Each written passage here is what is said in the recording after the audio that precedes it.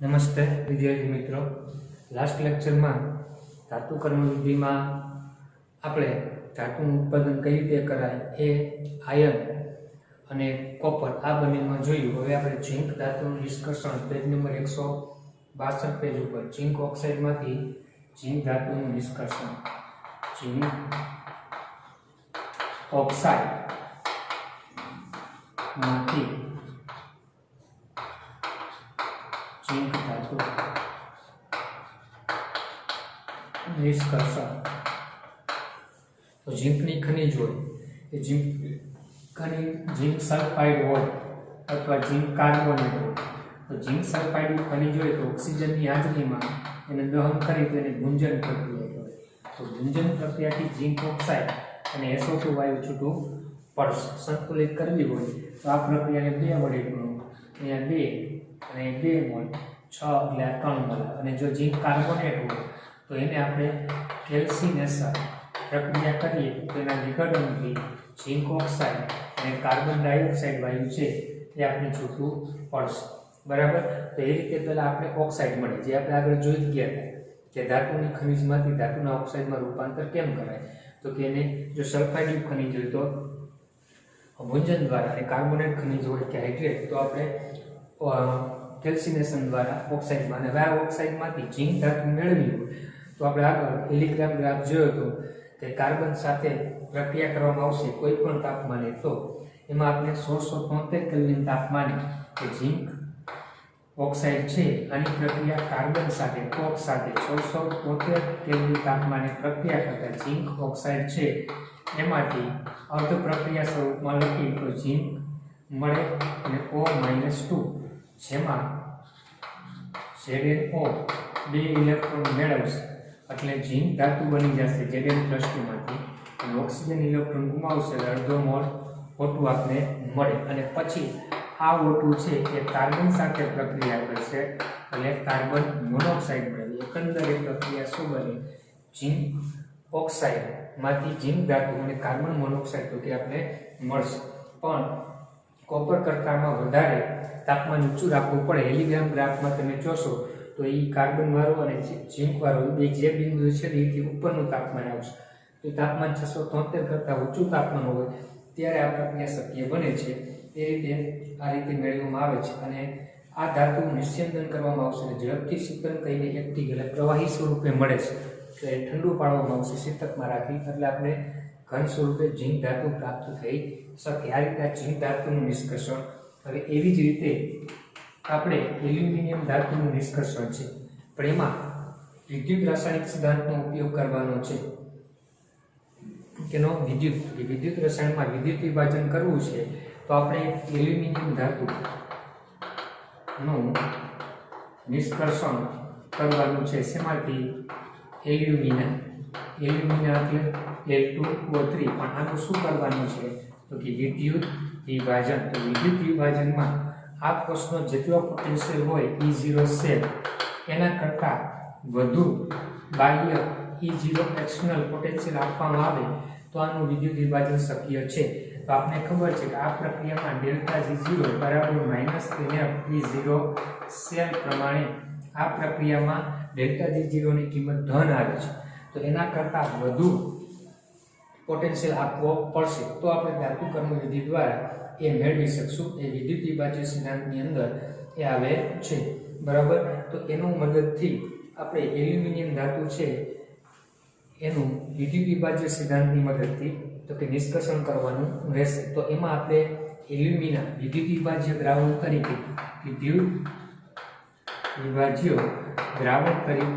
તો કે આપણે પીગળી Al2O3 લેશું. તો Al2O3 નું ગલનબિંદુ ઊંચું છે. એ ગલનબિંદુ નીચું લાવવા માટે એમાં અભિવાહક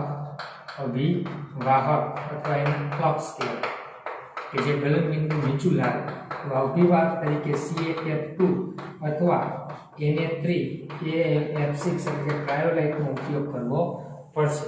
અને વિદ્યુત ધ્રુવ તરીકે તો કે ગ્રેફાઇટના સળિયા લેશું. ગ્રેફાઇટ બરાબર. એટલે કે કાર્બન.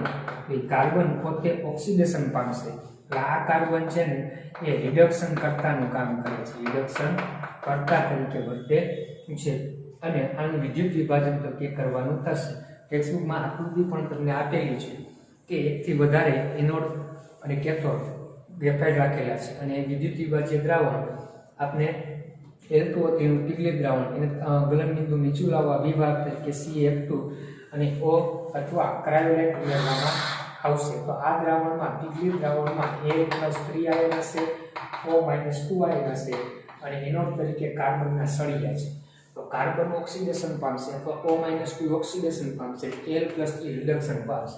તો આ વિદ્યુત વિભાજન પ્રોસેસની અંદર હેલ-હોરેટ પદ્ધતિ નામે ઓળખાય છે. કે નામે એલ્યુમિનિયમના ઉત્પાદનની હેલ-હોરેટ પદ્ધતિ સમજાવો તો પણ ખાસ ધ્યાન રાખવાનું. IMP પ્રશ્ન છે, પરીક્ષામાં પૂછાયો પણ અત્યારે અભ્યાસક્રમમાં નીકળી ગયો એટલે શક્યતા નથી. તો આમાં કેથોડ ઉપર Al+3 દ્રાવણમાં છે એ 3 ઇલેક્ટ્રોન મેળવી 1 મોલ એલ્યુમિનિયમ આપશે.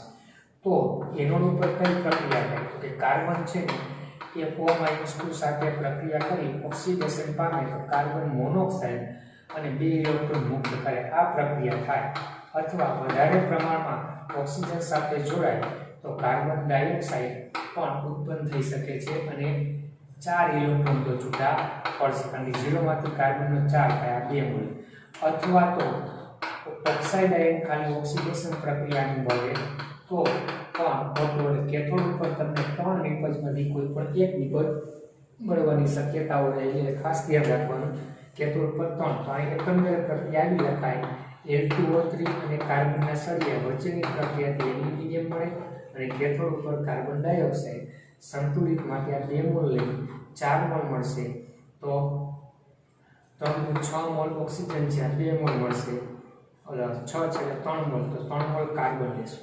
અહીં કાર્બન નિષ્ક્રિય વિદ્યુતધ્રુવ તરીકે નહીં પરંતુ રિડક્શન કર્તા તરીકે વર્તે છે.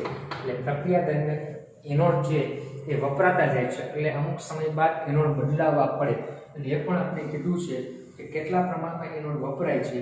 તો લગભગ 1 કિલોગ્રામ એલ્યુમિનિયમ નિપજ મળે ત્યારે 0.5 કિલોગ્રામ કાર્બન વપરાય છે. આ 1 કિલોગ્રામ નિપજ મળે ને ત્યારે 0.5 ગ્રામ કાર્બન છે એ પ્રક્રિયા દરમિયાન વપરાય છે. એટલે સમયાંતરે એનોડ વિદ્યુતધ્રુવ છે એ આપણે બદલાવતા રહેવા પડશે. આ ધ્યાન રાખવાનું.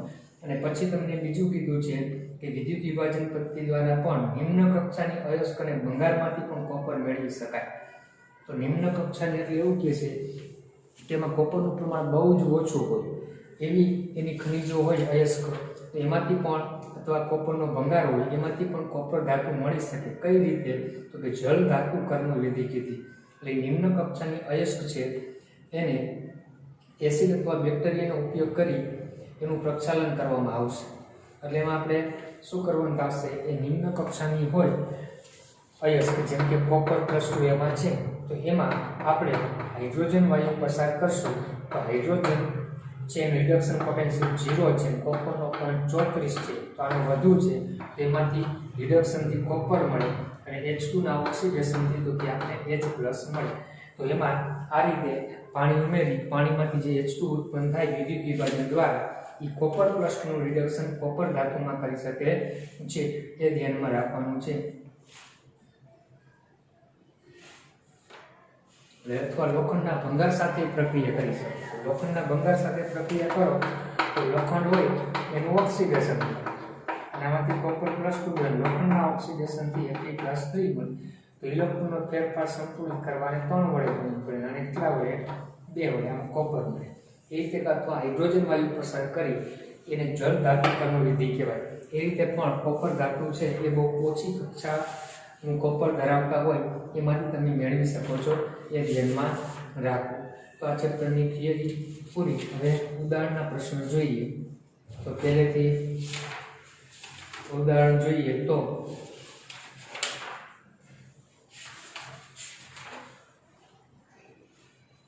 કોયડા નંબર 6.1 પેજ નંબર 159.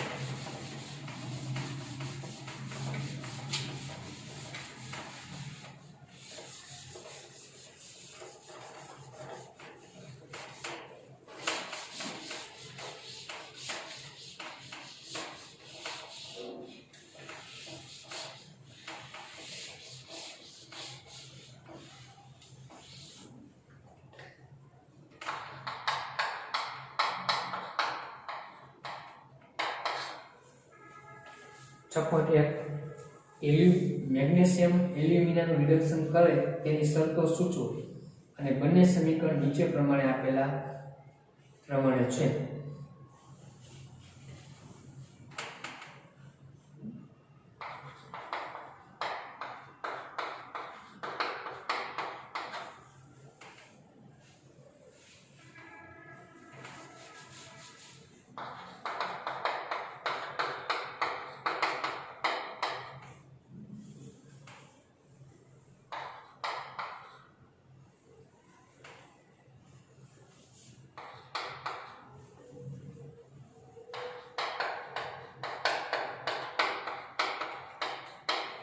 આના માટે આપણે એલિગ્રામ ગ્રાફ જોવો પડે, એના ઉપરથી આપણે જવાબ મળી શકે. તો એલિગ્રામ ગ્રાફ તમે ટેક્સ્ટ બુકમાં જોવો બતાવે પેજ નંબર 157 ઉપર. તેમાં બે પ્રક્રિયા આપી છે. એ બે પ્રક્રિયા જે બિંદુએ છેદે છે ને એ બિંદુથી હવે એમાં આપણે કરવાનું શું છે તો કે એલ્યુમિનામાંથી મેગ્નેશિયમ મેળવવાનું. એટલે એલ્યુમિનામાંથી મેગ્નેશિયમ એટલે Al2O3 ની પ્રક્રિયા મેગ્નેશિયમ સાથે કરી એલ્યુમિનિયમ અને MgO મેળવવાના છે. તો આમાં Al2O રિડક્શન, તો એલ્યુમિનિયમ વાળી જે પ્રક્રિયા છે ને એનું આપણે જે પ્રક્રિયા છે એનું પોટેન્શિયલ ઉલટું લેવાનું થશે. એમાં આપણે આપેલું છે પ્રક્રિયા એલ્યુમિનિયમ, આ પ્રક્રિયા આપી છે, આપણે ઊંધી પ્રક્રિયા કરવાની. તો એમાં એ બિંદુએ તમે જોશો ને તો મૂલ્ય Al2O3 માટે જે આપ્યું છે ડેલ્ટા G નું એ લગભગ 900 થી 800 ની વચ્ચે છે. તો એ આપણે માઇનસની જગ્યાએ પ્લસ લેવું પડશે. તો આ પ્રક્રિયાનું મૂલ્ય પ્લસ લઈ પ્લસ 850 થશે અને Mg નું મૂલ્ય તો કે જે આપ્યું છે એ જ લેવાનું થશે. તો એ આપણે પણ માઇનસ 850 લઈશું, બરાબર. તો બે માટે ડેલ્ટા G0 કુલ કેટલા થયા? 0 થઈ ગયા. કેટલા થઈ ગયા? 0. હવે એથી ઉપરના તાપમાન તરફ આગળ વધીએ તો ઉપરના તાપમાને તમે આગળ જશો તો Mg વાળું મૂલ્ય વધતું જાય છે, Mg વાળું મૂલ્ય ઘટતું જશે. તેથી આગળ આ રીતે તમને ગ્રાફ આપ્યો છે, એમાં જોશો તો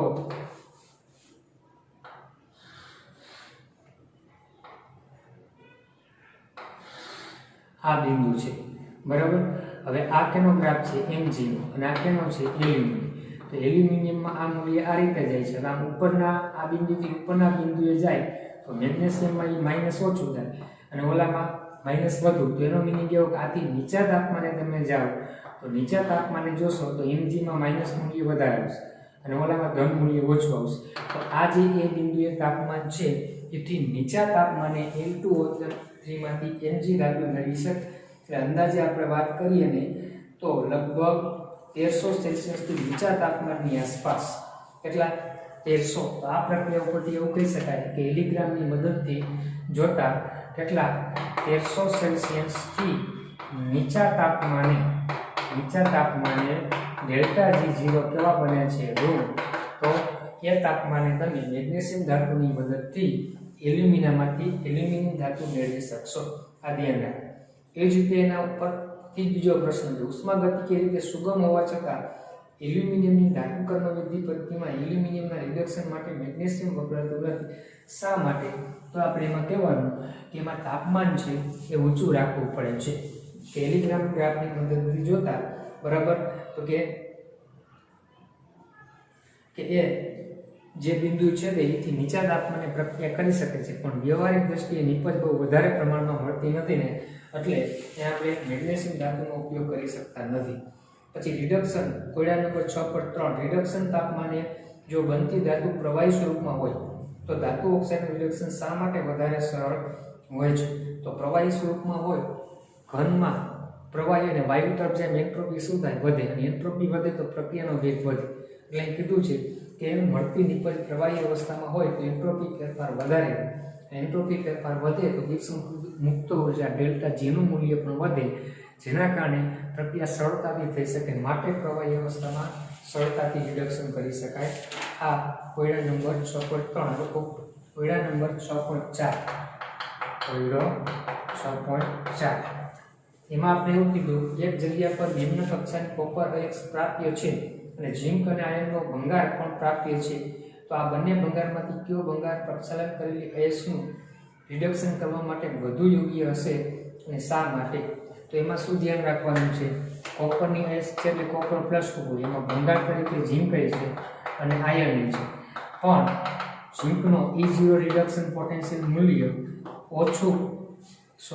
વધુ ઋણ હોય તો વધુ ઋણ હોવાથી એ Fe કરતા ઝીંક પ્રબળ રિડક્શન કરતા થાય એટલે ઝીંક ધાતુ દ્વારા સરળતાથી મેળવી શકાશે કારણ કે ઝીંક Fe કરતા વધુ સક્રિય ધાતુ હોવાથી સરળતાથી તો કે કેનું કોપર પ્લસનું કોપરમાં રિડક્શન કરી શકે એટલા માટે એટલે કે સક્રિય ધાતુ વધારે છે એટલા માટે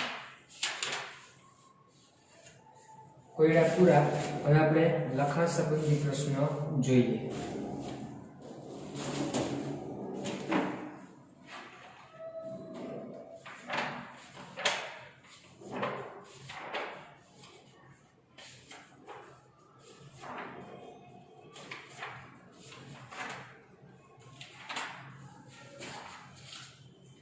લખાણ સંબંધીમાં તમને એવું કીધું 6.2 કોષ્ટક છે પેજ નંબર 6.2 ના કોષ્ટક નંબર 6.2 એમાં અયસ્કમાંથી કઈ ચુંબકીય અલગીકરણ પદ્ધતિ વડે સંકેતિત કરી શકાય તો ચુંબકીય અલગીકરણ વડે સંકેતિત કરી શકાય એવી કઈ તો કે ચુંબક પ્રત્યે કઈ ધાતુ આકર્ષણ ધરાવે લોખંડ તો લોખંડની જે ખનિજો છે એ બધીનું અયસ્ક સંકેન્દ્રીકરણ આપણે ચુંબકીય અલગીકરણ પદ્ધતિ દ્વારા કરી શકીશું બરાબર. તેમાં કઈ કઈ ખનિજો આવે તો કે હેમેટાઇટ, મેગ્નેટાઇટ, સિડેરાઇટ અને આયર્ન પાયરાઇટ આ બધી લોખંડની ખનિજ છે અને એ કયા સ્વરૂપે છે લોખંડ અનુચુંબકીય હોય ચુંબક પ્રત્યે આકર્ષણ એટલે એને ચુંબકીય અલગીકરણ દ્વારા અલગ કરી શકાશે.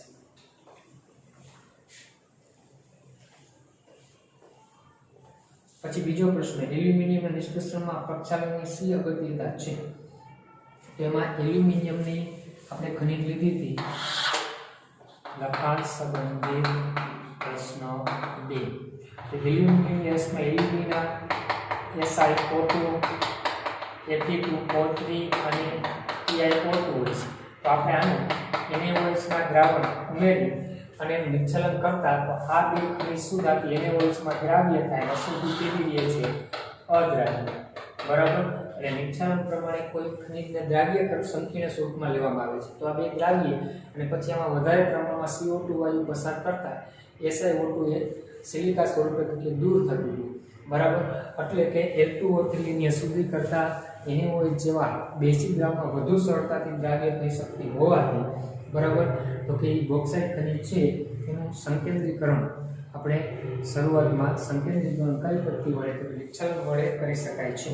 પછી આપણે કીધું છે 6.3 પ્રક્રિયા આપી દીધી છે ડેલ્ટા G નું મૂલ્ય ઋણ આપ્યું છે તો વિશ્વ મુક્ત ઉર્જા મૂલ્યોના આધારે ઉષ્માગતિકીય રીતે સુગમ છે તો ઓરડાના તાપમાને શા માટે શક્ય નથી તો આમાં ડેલ્ટા G નું મૂલ્ય ઋણ છે તો સામાન્ય તાપમાને પ્રક્રિયા કેમ શક્ય નથી તો કે સક્રિય ઉર્જા આવશ્યક હોય છે આથી ઉષ્મા આપવી તો કે શું છે જરૂર પડે એટલે આ પ્રક્રિયા છે ડેલ્ટા G નું મૂલ્ય ઋણ છે પણ એને પ્રક્રિયા કરવા માટે લઘુત્તમ જે ઉર્જા હોય એ ઉર્જા તો કે એની પાસે નથી એટલે ઓલ ઓવર ડેલ્ટા G ઋણ થાય છે પરંતુ એને અમુક તાપમાન લગી પ્રક્રિયા લઈ જાઓ ત્યાં લગી એને સક્રિય ઉર્જા પ્રાપ્ત કરી શકે એટલું મૂલ્ય એની પાસે નથી એટલે ઓરડાથી ઊંચા તાપમાને પ્રક્રિયા શક્ય બનશે કારણ કે એની સક્રિય ઉર્જાનું મૂલ્ય ઊંચું છે એટલા.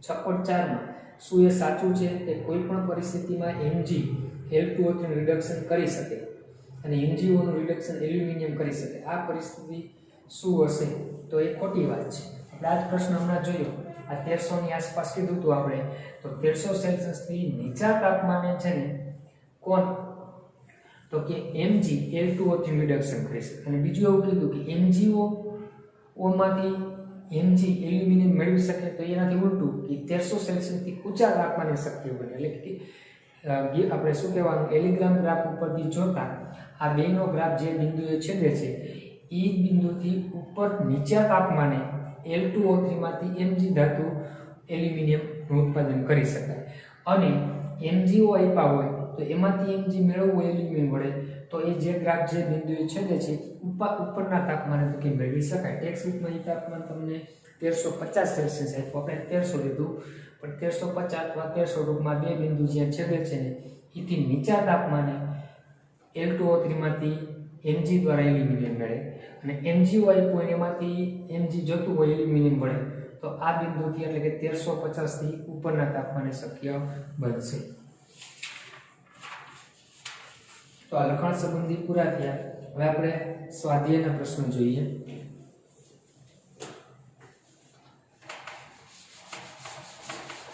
સરળ પ્રશ્નો છે સ્વાધ્યાયના, બહુ અઘરા નથી.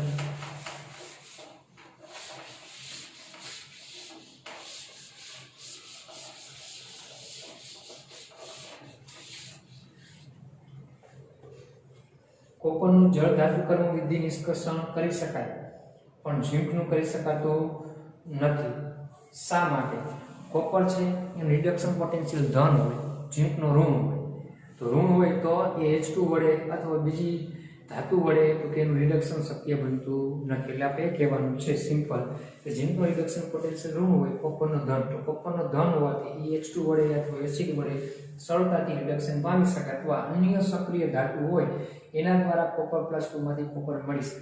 પણ ઝીંક પોતે જ સક્રિય ધાતુ હોવાથી બીજી સક્રિય ધાતુઓ દ્વારા સરળતાથી મેળવી શકાતી નથી અથવા હાઇડ્રોજન દ્વારા પણ H2 દ્વારા પણ એનું રિડક્શન શક્ય નથી. માટે ઝીંક ધાતુ માટે જળ ધાતુકરણ વિધિ ઉપયોગમાં લઈ શકાય નહીં.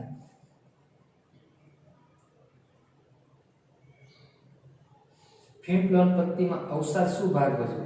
તો અવસાદનું કામ શું? તો કે અવસાદ ખનિજના કણોનું શું કરશે? તો કે સંકેન્દ્રિત કરશે, એટલે કે અધિશોષણ કરી અને એને માટી રેતીના કેન્દ્રના કણોથી શું છે દૂર રાખશે અને ફિન સાથે ઉપર આવશે. રિડક્શન દ્વારા કોપરનું નિષ્કર્ષણ તેની ઓક્સાઇડ અયસ્કમાંથી કરતા તેની પાયરેટ્સ અયસ્કમાંથી કરવું વધારે મુશ્કેલ હોય છે. શા માટે? તો પાયરેટ્સ અયસ્કની અંદર શું હોય છે?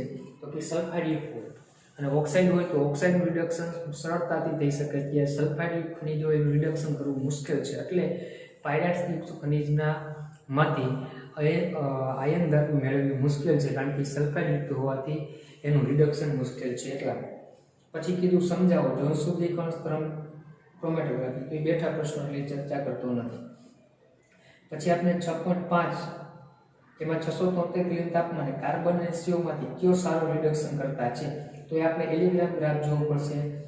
તો એલિગ્રામ ગ્રાફમાં જે સરળતાથી રિડક્શન કરી શકતા હોય, છેદતા હોય, એ સારા રિડક્શન કરતા હોય તો એમાં આપણે એલિગ્રામ ગ્રાફમાં આગળ આપણે જોયું હતું તો લગભગ કાર્બન છે એમાં ગ્રાફ આમ એકદમ નીચો જ આવે છે અને CO વાળો ગ્રાફ આમ ઉપર જાય છે, નીચે આવે છે એટલે ઋણ મૂલ્ય વધુ થતું જાય છે. એટલે આપણે લખાય કે કાર્બન છે એમાં સતત ડેલ્ટા G0 નું મૂલ્ય ઋણ જ બને, એટલે એ સારો રિડક્શન કરતા તરીકે વર્તી શકે. કેના કરતા? CO કોઈ પણ તાપમાને. કોપરના વિદ્યુત વિભાજન શુદ્ધિકરણમાં મળતા એનોડ પંપમાં હાજર એક સામાન્ય તત્વના નામ લો. એટલે શા માટે તે પ્રમાણે હાજર હોય છે? તો આપણે એનોડ પંપ કેને કીધા હતા? તો કે અશુદ્ધ કોપર હતી એને એનોડ તરીકે લીધું અને એનું વિદ્યુત વિભાજન કર્યું તો કોપરના ઓક્સિડેશનથી કોપર +2 દ્રાવણમાં આવ્યું. પણ એમાં રહેલી એવી ધાતુ કે જે ઓક્સિડેશન પ્રક્રિયા અનુભવી શકતી નથી એ એનોડમાંથી છૂટી પડી પાત્રમાં તળિયે નીચે ભેગી થાય એને એનોડ પંપ કહેવાય. અને એનોડ પંપ તરીકે આપણે AgAuPt અને SN જેવી ધાતુઓ હતી. અને શા માટે? તો કે ભેગી થાય છે. તો કે એનું કારણ કે એ સામાન્ય રીતે તો કે ઓક્સિડેશન પામી શકતી નથી ઊંડા ધાતુ હોવાથી. પછી આયનના નિષ્કર્ષણ દરમિયાન બાદબાકીમાં જુદા જુદા તાપમાને થતી રાસાયણિક પ્રક્રિયાઓ લખવાની છે. બરાબર? તો એ અલગ અલગ તાપમાને થતી પ્રક્રિયાઓ આપી છે, એ બેઠું છે. એ પ્રશ્ન આપણે તમારી રીતે લખી નાખવાનો. તો ઝીંક પ્લેનમાંથી ઝીંકના નિષ્કર્ષણમાં થતી પ્રક્રિયાઓ, રાસાયણિક પ્રક્રિયાઓ લખો.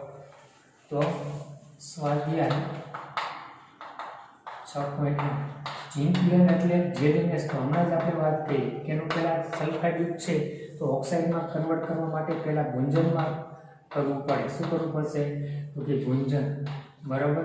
SO2 આ 3 મોલ. અને પછી ત્યારબાદ આની પ્રક્રિયા કેની સાથે? કાર્બન સાથે કરતા ઝીંક શું બનશે? ધાતુ અને કાર્બન મોનોક્સાઇડ આપણે છૂટું પડે. આ પ્રક્રિયાઓ લખવાની રહેશે. તાપમાન પણ જે આવતું હોય લખો. કોપરની ધાતુકરણ વિધિમાં સિલિકા શું ભાગ ભજવે? તો સિલિકા શું ભાગ ભજવશે? તો કે એમાં આયનયુક્ત ખનિજ હોય કોપરની, જેમ કે 6.9 તો કોપરની આયનયુક્ત ખનિજ CuFeS2 છે. બરાબર? આનું આપણે ઓક્સિજનની હાજરીમાં ગુંજન કરવામાં આવશે ત્યારે આમાંથી શું બને છે?